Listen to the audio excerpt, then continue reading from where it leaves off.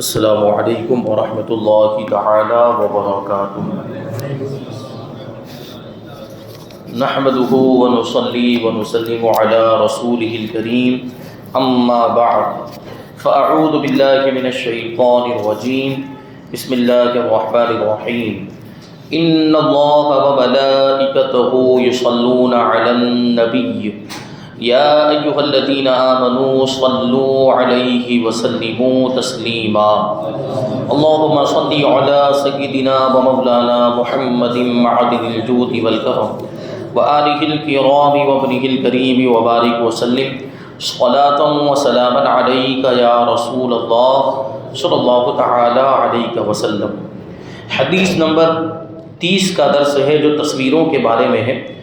عن سعید بن ابی الحسن قال كنت عند ابن عباس اذ جاءه رجل فقال يا ابن عباس انی رجل انما معیشتی من صنعت یدی وانی اصنع هذه التصاویر فقال ابن عباس لا احدثك الا ما سمعت من رسول الله صلى الله عليه وسلم سمعته يقول من صور صورة فإن الله معذبه حتى ينفخ فيها الروح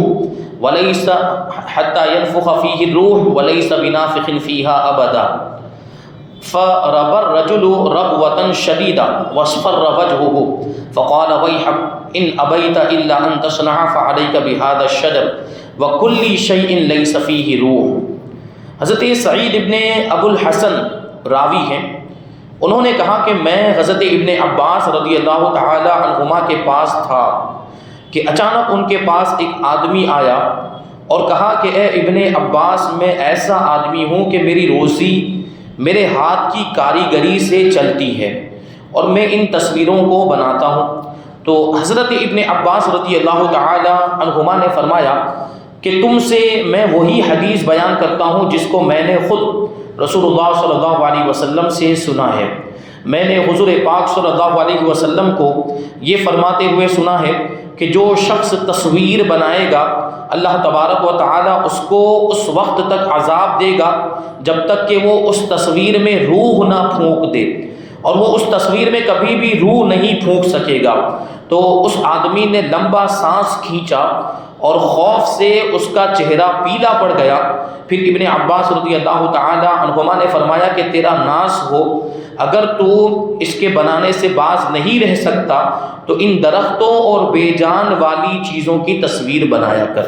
تو دیکھیں اس حدیث کے اندر تصویروں کی مذمت بیان کی گئی، تصویر یعنی جاندار کی تصویر، اور اسی حدیث پاک کے آخری جملے میں یہ بات بھی آ گئی کہ بے جان کی تصویریں بنانا جائز ہے۔ بے جان چیزوں کی جن میں روح نہیں ہوتی ان چیزوں کی تصویریں بنانا جائز ہے، لیکن جاندار چیزوں کی تصویریں بنانے کی اجازت نہیں ہے۔ تصویر کشی اسلام میں حرام ہے۔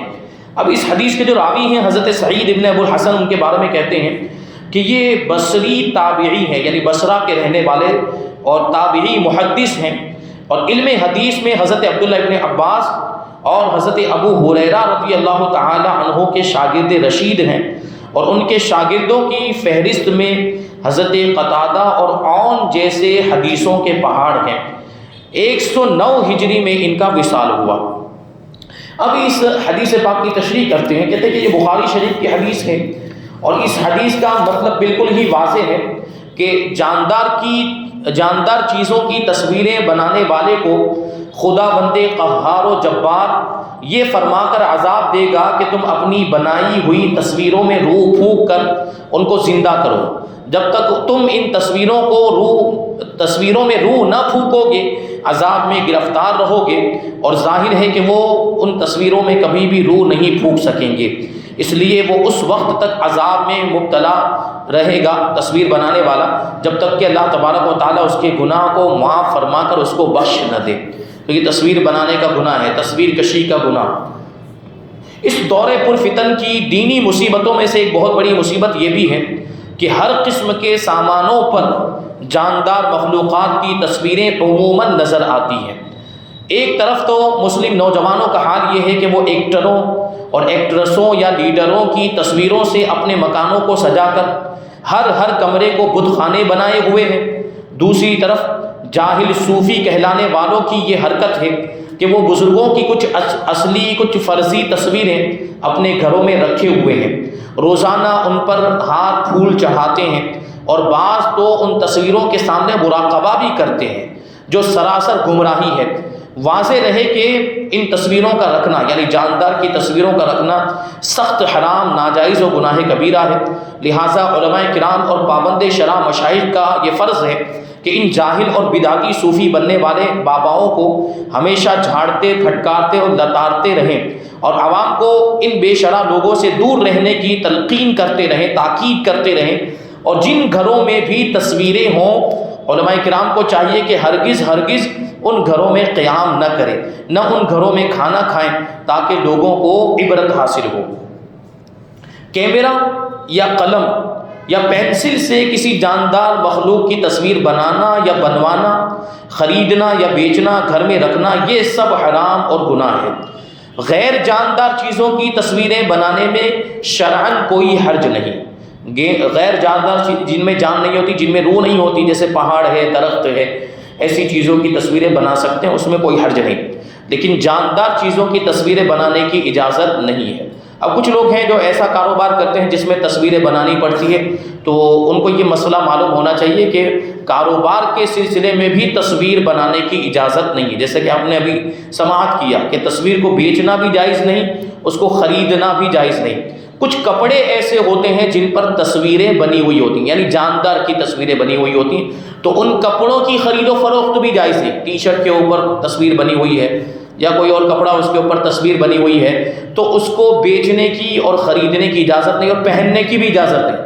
مسلمانوں کے لیے تصویر والے کپڑے پہننا بھی جائز نہیں ہے۔ اور یہ بات آپ یاد رکھیں کہ جس گھر میں تصویر ہوتی ہے، حدیث شریف میں آیا کہ جس گھر میں تصویر ہوتی یا کتا ہوتا ہے، اور ایک روایت کے مطابق جس گھر میں جنوبی آدمی ہوتا ہے یعنی ناپاک آدمی ہوتا ہے جس پر غسل فرض ہو، اس گھر میں اللہ کی رحمت کے فرشتے نہیں آتے۔ تو یہ ابھی جو فرمایا کہ علماء کو ان گھروں میں نہیں جانا چاہیے جن گھروں میں تصویریں، جاندار کی تصویریں رکھی ہوئی ہیں، تو اس کا بھی یہی مطلب ہے تاکہ انہیں سبق حاصل ہو اور انہیں یہ اصل حکم معلوم ہو کہ گھر میں تصویر نہیں رکھنی چاہیے۔ گھر میں تصویر رکھنے کی وجہ سے اللہ کی رحمت کے فرشتے نہیں آتے۔ اب بتائیے کہ اللہ کی رحمت کی کس کو ضرورت نہیں ہے؟ ہر شخص کو ضرورت ہے، ہر مسلمان کو اللہ کی رحمت کی ضرورت ہے، بلکہ کافروں کو بھی ضرورت ہے۔ اللہ کی رحمت سے تو کوئی بھی بے نیاز نہیں ہو سکتا ہے، لیکن ہم اور آپ مسلمان ہیں، مومن ہیں، اللہ کے ماننے والے ہیں، اور یہ شریعت کا حکم ہے جو حدیث پاک کے اندر بیان کیا گیا۔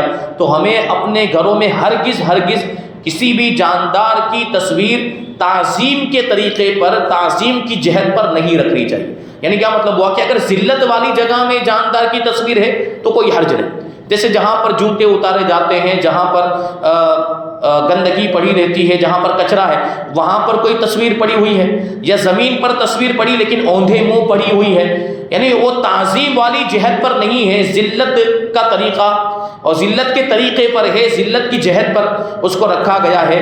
جہاں پر پاؤں لگتے ہیں وہاں پر تصویر ہے، یا جو عزت والی جگہ نہیں ہے وہاں پر تصویر ہے، تو اس میں کوئی حرج نہیں۔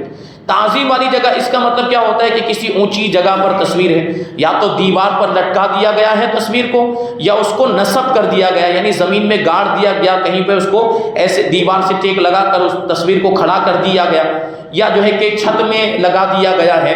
تو یہ ساری جو صورتیں ہیں یہ تعظیم والی صورتیں ہیں، اس انداز میں تصویروں کو رکھنے کی اجازت نہیں ہے، اور اس طرح جو تصویریں رکھی جائے تو پھر وہ حرام بھی ہے، ناجائز بھی ہے، اور اس کی وجہ سے رحمت کے فرشتے بھی نہیں آتے۔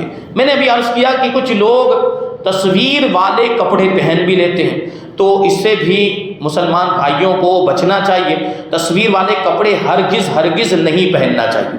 ایک تو یہ کہ وہ کپڑے پہننا جائز ہی نہیں ہے، تصویر والے کپڑے پہننا جائز ہی نہیں ہے، اور پھر اگر آپ نے پہن لیے اور تصویر والے کپڑے پہن کر نماز پڑھنے کے لیے آ گئے تو پھر نماز مکروہ تحریمی ہو جائے گی۔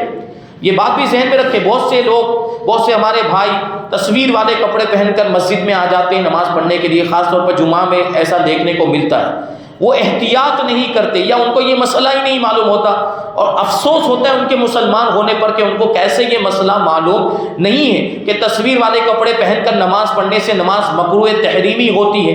یہ بات ان کو معلوم ہونی چاہیے.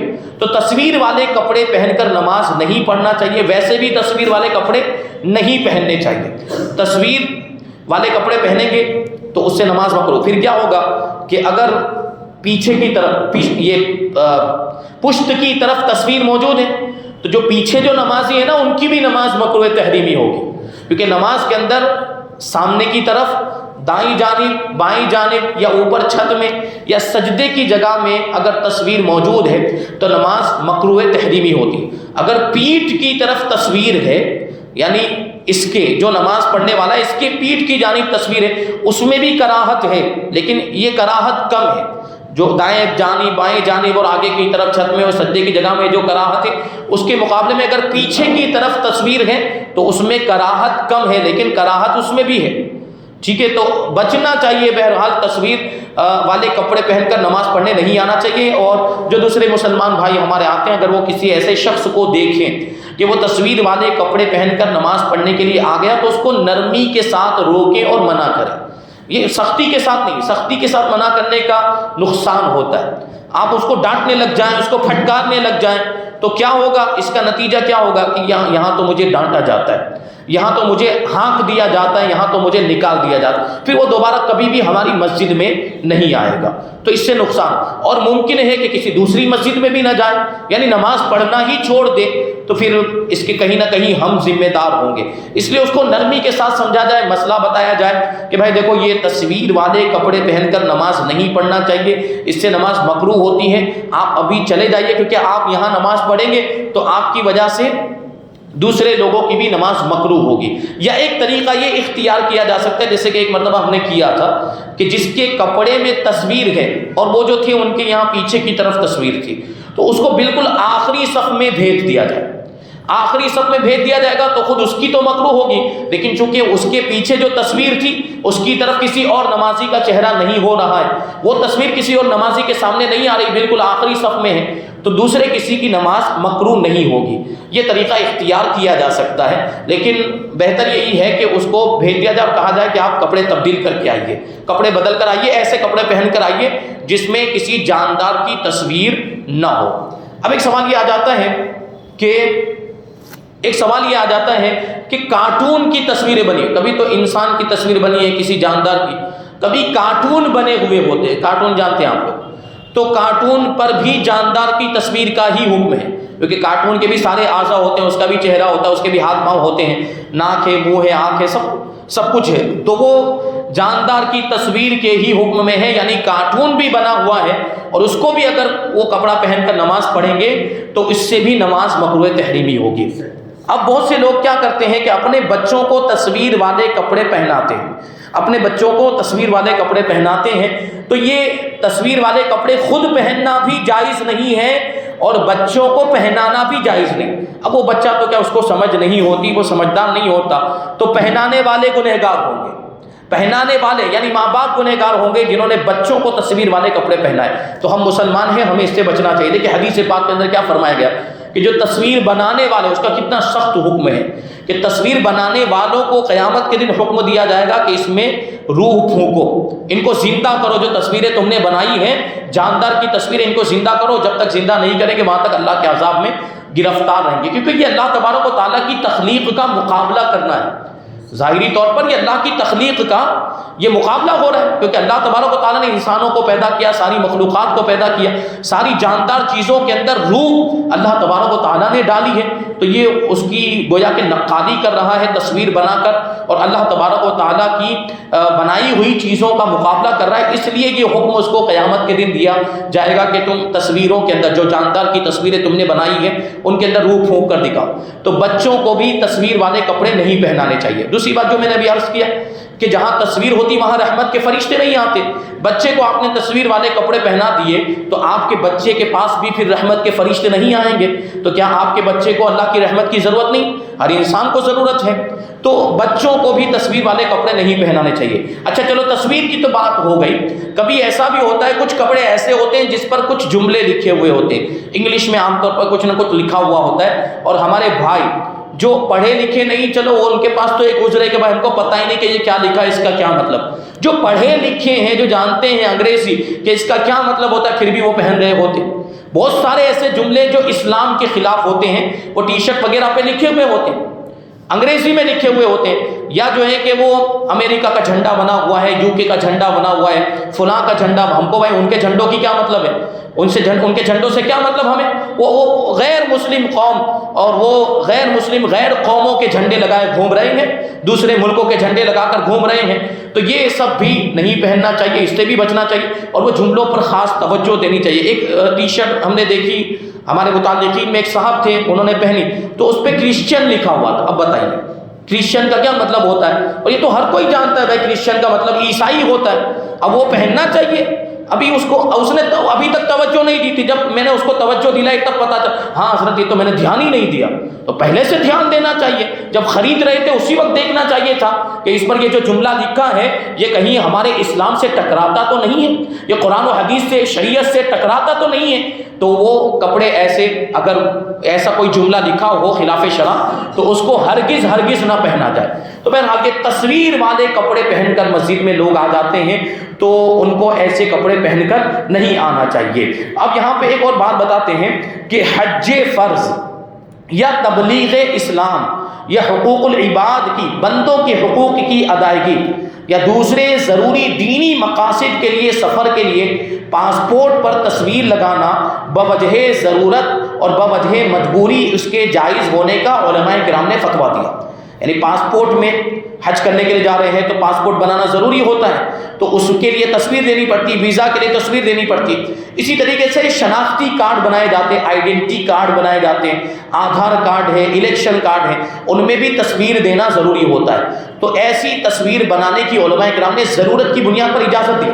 پاسپورٹ کے لیے تصویر دے سکتے ہیں، اسی طریقے سے شناختی کارڈ ہے، آدھار کارڈ ہے، اس طرح کے کارڈ کیونکہ وہ ضروری بھی ہوتے ہیں، ان کا بنانا بھی ضروری ہوتا ہے، اس لیے علماء کرام نے وہاں تصویر کھنچوا کر ان کو دینے کی اجازت دی ہے۔ پھر آگے دیکھیں یہاں پر ایک چیز اور بیان کی انہوں نے کہ تبلیغ اسلام کے لیے سفر کیا جائے، تبلیغ اسلام کے لیے سفر کیا جائے اور اس میں پاسپورٹ کی ضرورت پڑے گی۔ مطلب یہ ہوا کہ دوسرے ملک میں جا رہا تو پاسپورٹ کی ضرورت پڑے گی اور پاسپورٹ میں تصویر لگانے کی ضرورت پڑے گی۔ تو مصنف علیہ رحمہ فرماتے ہیں کہ ایسے تبلیغی سفر کے لیے بھی پاسپورٹ کے لیے تصویر کھنچوانے کی اجازت ہے اور ویزا وغیرہ کے لیے تصویر کھنچوانے کی اجازت ہے۔ اور مطلب کیا تھا کہ اس کی ضرورت ہے، اس کی ضرورت ہے، مراد کیا ہے؟ شرعی ضرورت اور شرعی حاجت۔ اب تبلیغ اسلام تو شرعی ضرورت ہے، مطلب کسی دوسرے ملک میں علماء موجود نہیں ہے اور وہاں گمراہیت پھیل رہی ہے، وہاں لوگ مرتد ہو رہے ہیں، اسلام سے پھر رہے ہیں، تو وہاں جا کر ان کو سمجھانا ضروری بھی ہے، تو یہ پاسپورٹ بنوانا پڑے گا، تو اس کی علماء نے اجازت دی۔ اسی وجہ سے بعض علماء نے اس زمانے میں بھی اسی طرح کی ضرورت کو محسوس کرتے ہوئے، شرعی حاجت کو محسوس کرتے ہوئے دینی کاموں کے لیے ویڈیوگرافی کی اجازت دی۔ کیونکہ ابھی ہم کیا دیکھ رہے ہیں کہ جتنے بھی گمراہ فرقے ہیں، بد مذہب لوگ ہیں، وہ ویڈیوگرافی کا استعمال کر رہے ہیں اپنے مذہب و مسلک کی ترویج و اشاعت کے لیے، یعنی اپنی گمراہیت کو پھیلانے کے لیے وہ اس کا استعمال کر رہے ہیں، ویڈیوگرافی کا استعمال کر رہے ہیں، ٹی وی چینلز کا استعمال کر رہے ہیں، یوٹیوب وغیرہ کا استعمال کر رہے ہیں، اس میں ویڈیو بنا کر وہ لوگ آ رہے ہیں۔ تو جہاں تک بچنا ممکن ہو وہاں تک بچا جائے گا، کیونکہ جس مسئلے میں اختلاف ہو اس سے بچنا ہی بہتر۔ یہ اختلافی مسئلہ ہے، بعض علماء اب بھی اس کو حرام کہتے ہیں ویڈیوگرافی کو، لیکن بعض علماء نے اس ضرورت کی بنیاد پر کہ گمراہ لوگ ویڈیو بنانے لگ گئے ہیں اور وہ ٹی وی چینل پر آنے لگ گئے ہیں، اور ہم اگر جو ہے کہ نہیں آئیں گے، ان کا جواب نہیں دیں گے، یا ہم اپنے عقائد کو واضح نہیں کریں گے لوگوں کے سامنے، تو ہمارے اپنے لوگ بھی گمراہ ہو جائیں گے۔ اس لیے علماء نے یہ دینی کام کے لیے، بات یاد رکھیں گے، دینی کام کے لیے یعنی تبلیغ اسلام کے لیے، اصلاح امت کے لیے یہ ویڈیوگرافی کی اجازت دی۔ جیسے بیان کر رہے ہیں، تقریر کر رہے ہیں، درس دے رہے ہیں، اس کی ویڈیوگرافی کی جائے اور یہ دینی مقصد ہے، اس کو پھیلایا جائے، تو اس کی بعض علماء نے اجازت دی ہے۔ تو یہ ہوگا۔ پھر آگے کہتے ہیں بشرطے کہ تصویر لگانے والا، یہ ضرورت کی بنیاد پر تصویر کی اجازت تو مل گئی، بشرطے کہ تصویر لگانے والا اس سے راضی نہ ہو، یہ سوچے کہ بھائی مجبوری ہے اس لیے بنوا رہے ہیں، با دل ناخواستہ یعنی نہ چاہتے ہوئے مجبوری کی بنا پر تصویر بناتا ہو اور تصویر لگاتا ہو، تو یہ مجبوری والی بات ہوتی ہے جو میں نے ابھی عرض کی۔ تو پتہ کیا چلا کہ شوقیہ طور پر جو تصویریں کھنچواتے ہیں، شوقیہ طور پر صرف اپنا شوق پورا کرنے کے لیے تو اس کی اجازت نہیں ہے. اس کی تو پھر وہ ان علماء کے نزدیک بھی اجازت نہیں ہوگی جو دینی کام کے لیے ویڈیوگرافی کی اجازت دیتے، وہ تو ان کے نزدیک بھی حرام ہے. جو شوقیہ طور پر، جیسے آج کل سوشل میڈیا کا معاملہ ہے تو سوشل میڈیا پر لوگ تصویریں لگا دیتے ہیں اور وہ فیس بک پر ڈال رہے ہیں، واٹس ایپ پر ڈال رہے ہیں، اس کی اجازت نہیں ہے. وہ تصویر پھر اسی حکم میں آئے گی جو حکم یہاں پر بیان کیا گیا. جی کیا مجھے آج کل آنکھ وغیرہ کے فوٹو ہے، پوما کی ٹی شرٹ ہے، پولو کی، اس میں چیتا ہے، گھوڑا ہے، اس میں کئی جنوں کو ایک طرف ہوتا ہے آنکھ کا ہے. دیکھیے صرف آنکھ ختم کر دینے کا یہ مطلب نہیں کہ تصویر کا حکم ختم ہو گئے. دیکھیے کوئی چیز ایسی ہے کہ جس میں آنکھ نہیں ہے لیکن وہ دیکھنے میں اس کا جسم بھی موجود اور وہ دیکھنے میں صاف ظاہر ہو رہا ہے کہ یہ کوئی جاندار ہے، یعنی اس سے جاندار کی حکایت ہو رہی ہے، تو وہ بھی جاندار کے حکم میں. جو آپ نے پوما کا وہ جو جانور ہوتا ہے اس میں بنا ہوا، اس کے بارے میں آپ نے پوچھا، تو بالکل اس میں آپ دیکھیں گے تو وہ جانور بالکل ظاہر ہوتا ہے، اس کے ہاتھ پاؤں وغیرہ بالکل ظاہر ہوتے ہیں، وہ جاندار معلوم ہوتا ہے، تو وہ بھی جاندار کی تصویر کے ہی حکم میں. ہاں اگر وہ بہت چھوٹی سی تصویر اگر بہت چھوٹی ہے اور اتنی چھوٹی ہے کہ اگر اس کو سجدے کی جگہ میں رکھا جائے اور ہم کھڑے ہو کر اس کو دیکھیں تو وہ پھر اس کے اعضاء ظاہر نہ ہو اور وہ کسی جاندار کی تصویر معلوم نہ ہو تو پھر اس کے لیے تصویر کا یہ حکم نہیں ہوگا، یعنی اس کی بنیاد پر نماز مکروہ نہیں ہوگی. اگر بہت باریک ہے، بہت چھوٹی ہے تو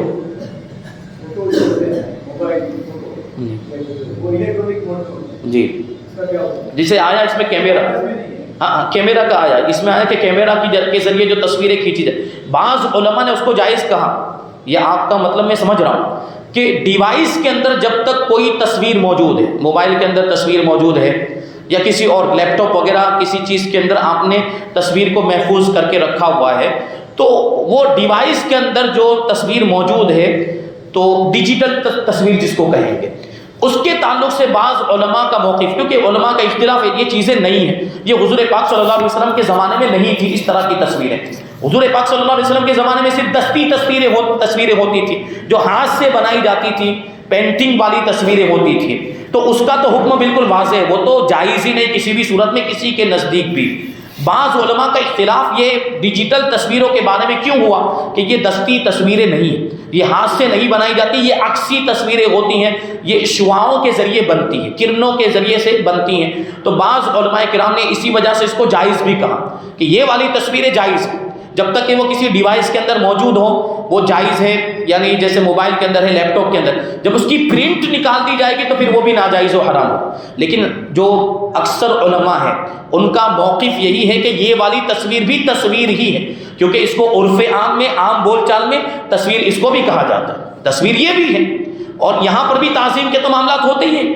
تو اس وجہ سے یہ تصویر بھی تصویر کے حکم میں اکثر علماء کے نزدیک یہ تصویر بھی، یعنی موبائل والی تصویر بھی تصویر کے حکم میں ہوگی، اس سے بھی بچنے کا حکم ہوگا، بلا ضرورت یہ تصویر بھی جائز نہیں ہے.